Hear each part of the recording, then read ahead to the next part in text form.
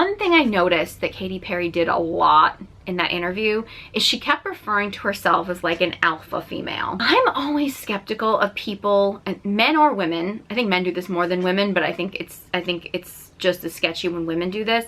If you keep having to refer to yourself as an alpha, I often think that's a red flag. It seems like somebody that's trying really hard to prove that they're in charge, but maybe isn't fully in charge, or it doesn't really have leadership skills, but they feel like they have to prove to everybody that they do. Katy Perry does not strike me as somebody who's intelligent. And I'm not saying that because of her appearance or anything like that. In watching her interviews and watching the way she interacts, she doesn't come across like somebody who's got a lot of intelligence. I've been in several instances in my life where there has been like a person in charge or a leader or something like that that wasn't very intelligent, but they got some power somehow. They're some of the worst people to have to deal with.